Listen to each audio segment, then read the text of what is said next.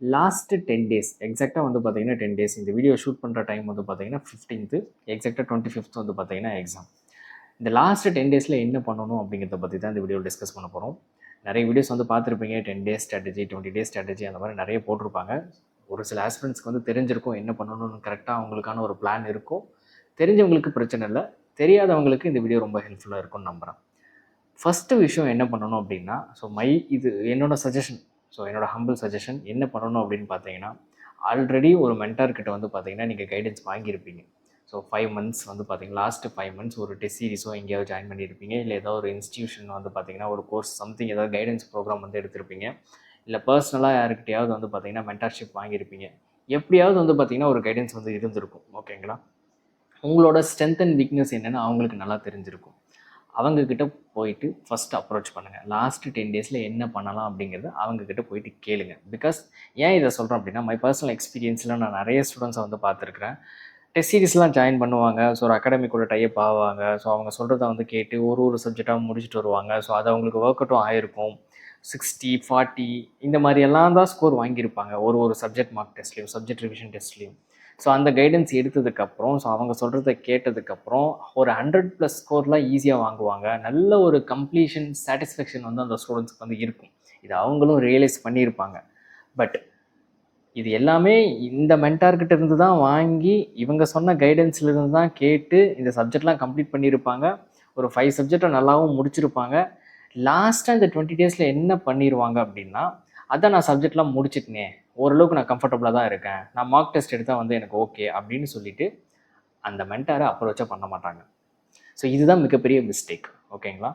ஏன் அப்படின்னா, அவங்க ஒரு பிளான் போட்டு தான் உங்களுக்கு கொடுத்தாங்க. இந்த சப்ஜெக்ட் இப்படி முடிங்க, இந்த சப்ஜெக்ட் இப்படி முடிங்க அப்படின்னு சொல்லிட்டு. அதே மாதிரி லாஸ்ட்டு 20 டேஸில் இவங்களை என்ன பண்ண வைக்கணும், லாஸ்ட்டு 10 டேஸில் இவங்களை என்ன பண்ண வைக்கணும், எத்தனை மார்க் டெஸ்ட் எடுக்க வைக்கணும், இவங்களோட ஸ்ட்ரென்த் என்ன, இவங்களோட வீக்னஸ் என்ன, எந்த மாதிரி சொன்னால் இவங்களுக்கு கரெக்டாக இருக்கும் அப்படின்னு உங்கள் மென்டாருக்கு தான் தெரியும்.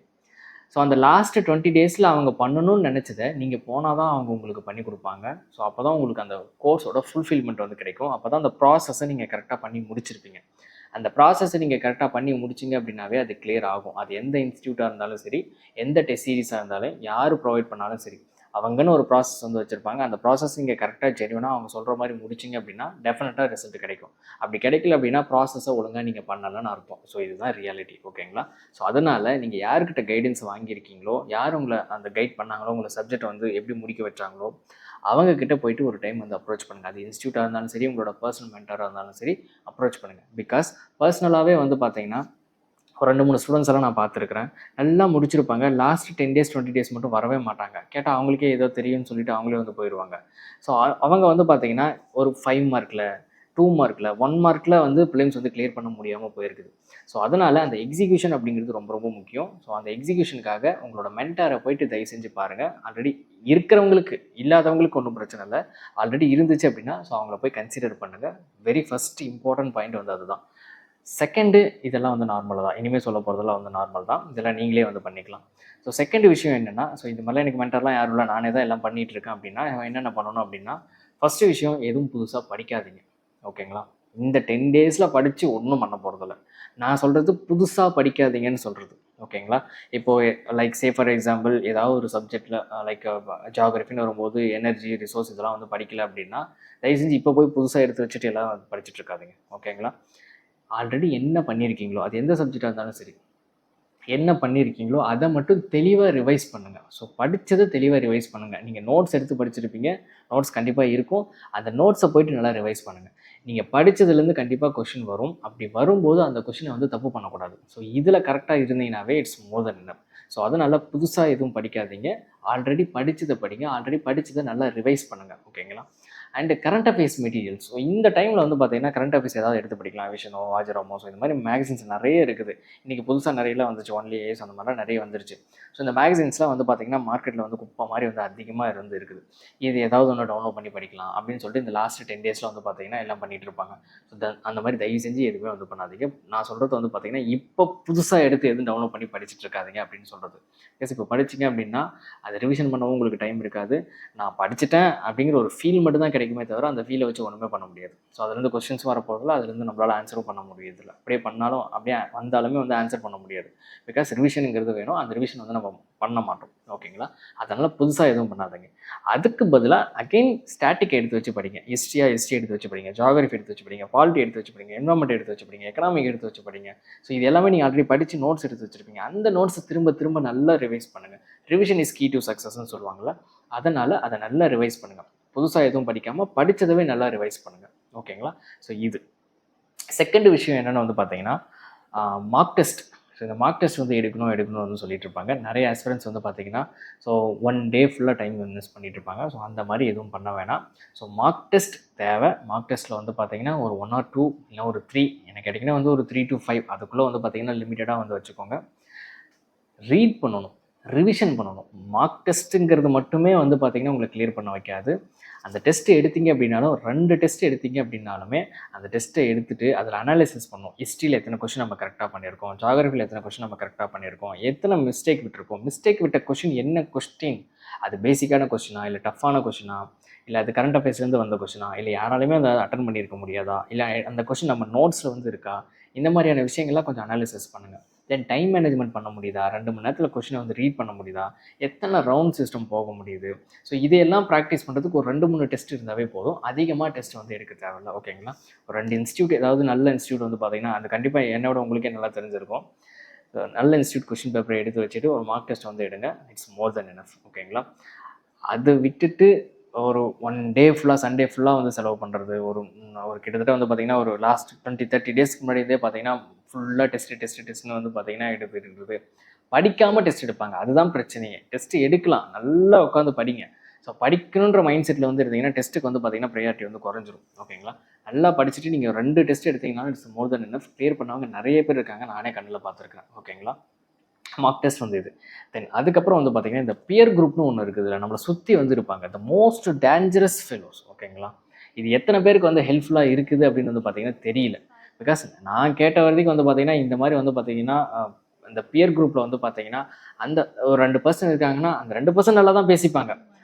அந்த 2% கிட்ட பேசின இம்பேக்ட் வந்து 3ஆவதா ஒருத்தர்கிட்ட வந்து ஷேர் பண்ணும்போது வந்து பார்த்தீங்கன்னா அவங்க அப்படி சொல்லிட்டாங்க, அவங்க இவ்வளோ ஸ்கோர் எடுத்துட்டாங்க, என்னால் இவ்வளோ எடுக்க முடியலையே, நானும் ஒழுங்காக தான் படிக்கிறேன், அவங்களும் அவங்க அளவுக்கு வந்து ஸ்கோர் எடுக்க முடியல. இந்த மாதிரி நிறைய கம்பேரிஷன், அன்னெசரி கம்பேரிஷன். ஸோ அவங்க அதை பண்ணுறாங்க, குரூப் டிஸ்கஷன் பண்ணுறாங்க, பிஒய்க்கு வந்து சால்வ் பண்ணிட்டு இருக்காங்க, இந்த மாதிரி எக்ஸ்பிளைன் பண்ணணுமா, டிஸ்கஸ் பண்ணணுமா, இந்த மாதிரி நிறைய அன்வான்ட் ஸ்டப்ஸ். ஓகேங்களா? அந்த பியர் குரூப்னால.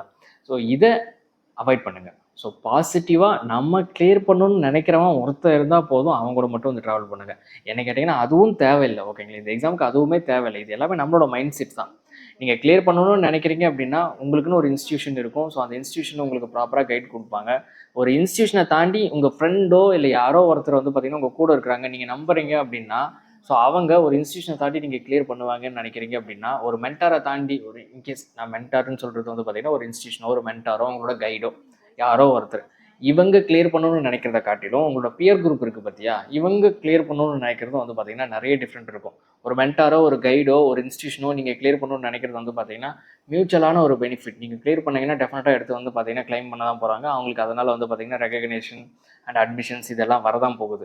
ஸோ டெஃபினட்டாக நீங்கள் கிளியர் பண்ணுறதுல ஏதோ ஒரு வகையில் அவங்களுக்கும் வந்து யூஸ்ஃபுல்லாக தான் இருக்க போகுது. உங்களுக்கு சர்வீஸ் வரப்போகுது, அவங்களுக்கு சொல்லிக் கொடுத்தவங்களுக்கு ரெகக்னேஷன் வரப்போகுது. ஓகேங்களா? இவங்க எப்போவுமே ஜென்யூனாக தான் இருப்பாங்க. அண்ட் இவங்களுக்கு மட்டும்தான் உங்களோட ஸ்ட்ரென்த்து வீக்னஸ் இதெல்லாம் வந்து தெரியும். இவங்க மட்டும்தான் வந்து கன்ஸ்ட்ரக்டிவ் கிரிட்டிசிசம் வந்து கொடுப்பாங்க. நீங்கள் இதுதான் தப்பு பண்ணுறீங்க அப்படின்னு சொல்லுவாங்க. நீங்கள் நல்லது பண்ணீங்கனாலும் வந்து பார்த்தீங்கன்னா நல்லா பண்ணுறீங்க ஒர்க் அப்படின்னு வந்து மோட்டிவேட்லாம் பண்ணுவாங்க. இவங்கள ட்ரஸ்ட் பண்ணுங்கள். ஓகேங்களா? அவங்களுக்கு சொல்லிக் கொடுக்குற அந்த டீச்சர் அவங்களோட குருன்னு சொல்லுவாங்களா, அவங்கள ட்ரஸ்ட் பண்ணுங்கள். டெஃபினட்டாக வந்து ஹெல்ப் பண்ணுவாங்க. ஸோ இந்த பியர் குரூப் வந்து பார்த்தீங்கன்னா நல்லா அமைஞ்சா ஓகே, நல்லா அமையலாம் தயவு செஞ்சு அங்கேருந்து வெளியே வந்துடுங்க. ஓகேங்களா? ஸோ இது இன்டைரக்டாக உங்களோட மென்டல் வீக்னஸ் வந்து நிறைய வந்து பார்த்தீங்கன்னா கொடுக்கும். ஓகேங்களா? ஸோ அந்த மாதிரி அந்த வேலையெல்லாம் எதுவுமே பண்ணாதீங்க. ஸோ சும்மாவே இருப்பாங்க வந்து பார்த்தீங்கன்னா மார்க் டெஸ்ட்டில் வந்து இருப்பாங்க, அவங்களுக்கு ஸ்கோர் வரும், நம்மளுக்கு ஸ்கோர் வராது. ஓகேங்களா? உடனே டிமோட்டிவேட் ஆகும். பட் இது எக்ஸாமுக்கு தேவையான்னு கேட்டிங்கன்னா கிடையாது. ஃபைனலாக வந்து பார்த்தீங்கன்னா இந்த ரொம்ப ஸ்டஃப்பான ப்ராசஸை தாண்டி நம்ம கிளியர் பண்ணிடுவோம், அவங்க வந்து கிளியர் பண்ண மாட்டாங்க. இன்கேஸ் அவங்க வந்து உண்மையை சொல்கிறாங்களா அது எதுவுமே தெரியாது. நான் 10 மணி நேரம் 20 மணி நேரம் படித்தேன்னு சொல்லுவாங்க, அது உண்மையாக தெரியாது. உடனே நம்ம டிமோட்டிவேட் ஆகிடும், அவ்வளோ நேரம் படிக்கணும் போல். இதெல்லாம் எதுவுமே தேவையில்லை கைஸ். ஸோ இதெல்லாம் தேவையில்லாமல் இந்த பியர் குரூப்பில் போய்ட்டு மாட்டிக்காதீங்க. Stay alone. ஓகேங்களா? Stay away from this group. ஓகேங்களா? ஸோ அதுதான் வந்து ரொம்ப ரொம்ப ஹெல்ப்ஃபுல்லாக இருக்கும் உங்களோட இது. ஸோ நீங்கள் படிக்கிறீங்க இதெல்லாம் செகண்டரி. உங்களோட ஸ்கோர் எப்படி வருது, நம்ம கான்ஃபிடண்ட்டாக இருக்குமா, இதெல்லாம் செகண்டரி. தயவு செஞ்சு அந்த குரூப்புக்கு வந்து தள்ளி நில்லுங்க. ஓகேவா? சம்ஹவ் வந்து பார்த்தீங்கன்னா இது உங்களை இம்பாக்ட் பண்ண தான் போகுது. அதனால தான் சொல்கிறேன் தள்ளி நில்லுங்க. இந்த 10 நாளைக்கு வந்து பார்த்தீங்கன்னா எதுவுமே பண்ணாமல் அவங்க பாட்டுக்கிட்டு அவங்க படிக்கிறோம், நீங்கள் பாட்டுக்கு நீங்கள் படிங்க. ஏதாவது டவுட்னா உங்களோட மென்டார் இருப்பாங்க, உங்களோட கைடு இருப்பாங்க, அவங்ககிட்ட வந்து போய் கேளுங்க. இல்லை அப்படின்னா ஜென்யூனான பீப்புள் இருப்பாங்க, அவங்ககிட்ட போய் கேளுங்க. ஓகேங்களா? ஸோ இது ரொம்ப ரொம்ப இம்பார்ட்டன்ட். ஸோ இதனால் ரேங்க்கை விட்டவங்க நிறைய பேர், இதனால் ஃபெயில் ஆனவங்க நிறைய பேர். That's why I am telling. ஓகேங்களா? நெக்ஸ்ட்டு இம்பார்ட்டண்ட் என்னென்னு பார்த்தீங்கன்னா, பிலீவ் யுவர் செல்ஃப்.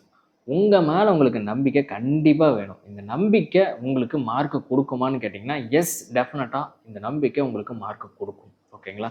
இந்த நம்பிக்கையை வச்சு கிளியர் பண்ணவங்களும் நிறைய பேர். பார்டரில் கரெக்டாக கட் ஆஃப் வந்து 87 அப்படின்னா 87லேயே வந்து கிளியர் பண்ணியிருப்பாங்க. ஒரு கொஷின் மாற்றி போட்டிருந்தாலும் வந்து பார்த்தீங்கன்னா கட் ஆஃப் வந்து கிராஸ் பண்ணியிருக்க முடியாது, கட் ஆஃபில் வந்து வந்திருக்காது. இந்த ஒரு கொஷின் வந்து பார்த்தீங்கன்னா அவங்க அட்டன் பண்ண கொஷின் எல்லாமே தெரிஞ்ச கொஷின் தான், அக்யூரேட்டாக அட்டன் பண்ணியிருப்பாங்கன்னு கேட்டிங்கன்னா அதுவும் கிடையாது. எதையாவது வந்து பார்த்தீங்கன்னா ஃப்ளூக்கில் அட்டன் பண்ணியிருப்பாங்க. ஸோ இதுக்கு ரெண்டுத்துக்கும் சி பின்னு வந்து போடுவோம், கரெக்டாக தான் இருக்கும் அப்படின்னு ஒரு நம்பிக்கையில் வந்து போட்டிருப்பாங்க. அந்த கான்ஃபிடென்ட் தான், எனக்கு தெரியும் நீ போடு வந்து கரெக்டாக இருக்குன்ற அந்த ஒரு சின்ன கான்ஃபிடென்ட் அந்த கொஷினை போட வச்சுருக்கோம். அதனால் வந்து பார்த்தீங்கன்னா அந்த ஒரு மார்க்கில் வந்து கிளியர் பண்ணியிருப்பாங்க. இந்த மாதிரி விஷயங்கள் நிறைய இருக்குது. ஓகேங்களா? அதனால் first have a confident on your self. இது ரொம்ப ரொம்ப இம்பார்ட்டன்ட். நீங்கள் என்ன படிச்சிங்க எது படிச்சிங்க அதெல்லாம் செகண்டரி. என் மேலே எனக்கு ஃபஸ்ட்டு நம்பிக்கை வேணும், நான் கிளியர் பண்ணிடுவேன் அப்படின்னு ஃபஸ்ட்டு நினைக்கணும். ஃபஸ்ட்டு நீங்கள் நினச்சா மட்டும்தான் அது நடக்கும். அப்போ தான் மற்றவங்க உங்களை சுற்றி இருக்கிறவங்க நினைப்பாங்க. நம்மளே வந்து பயந்துட்டு இருந்தோம், நமக்கு நம்ம மேலே ஃபஸ்ட்டு கான்ஃபிடென்ட் இல்லை அப்படின்னா நம்மளுக்கு சொல்லிக் கொடுக்குறவங்களோ எப்படி வந்து நம்மளோட ஃப்ரெண்ட்ஸோ எப்படி நம்ம மேலே நம்பிக்கை வைப்பாங்க, நம்மளோட பேரண்ட்ஸோ எப்படி நம்ம மேலே நம்பிக்கை வைப்பாங்க. நம்ம தான் ஃபஸ்ட்டு கான்ஃபிடென்ட் வந்து கொடுக்கணும். ஸோ அதுக்கு உட்காந்து படிக்கணும். ஓகேங்களா? சும்மா கான்ஃபிடென்ட் வராது. ஓகேங்களா? எடுத்து வச்சு ஸ்டாட்டிக் சப்ஜெக்ட்டு நல்லா ரிவைஸ் பண்ணுங்கள். ரிவைஸ் பண்ணிவிட்டு வந்து டெஸ்ட்டு வந்து எடுங்க. ப்ராக்டிஸ் டெஸ்ட் வந்து எடுங்க. ஸோ அதுதான் ரொம்ப ரொம்ப முக்கியம். ஸோ இப்போ பாலிட்டி படிக்கிறீங்க அப்படின்னா இந்த டைமில் வந்து பார்த்தீங்கன்னா புக் எடுத்து வச்சு படிக்கிறதுங்கிறது கொஞ்சம் டிஃபிகல்ட்டாக தான் இருக்கும். பட் அதுக்காக படிக்காமல் இருக்க முடியாது இல்லையா? எடுத்து வச்சுக்கிட்டு பக்கம் கொஸ்டின் பேப்பர் நிறைய இன்ஸ்டியூட் டெஸ்ட் இருக்குது, இல்லை பிவைக்யூஸ் வந்து இருக்குது. எடுத்து வச்சுக்கிட்டு வந்து பார்த்தீங்கன்னா படிங்க. ஏதாவது மிஸ்டேக் ஆச்சுன்னா எந்த மிஸ்டேக் பண்ணோம் அப்படின்னு சொல்லிட்டு அந்த ஜோன்ஸ் எடுத்து வச்சு பாருங்கள். அகைன் ரிவைஸ் பண்ணுங்கள். இந்த மாதிரி கொஸ்டினை பாருங்கள், புக்கை பாருங்கள், இந்த மாதிரி ரிவைஸ் பண்ணிகிட்டே இருங்க. ஓகேங்களா?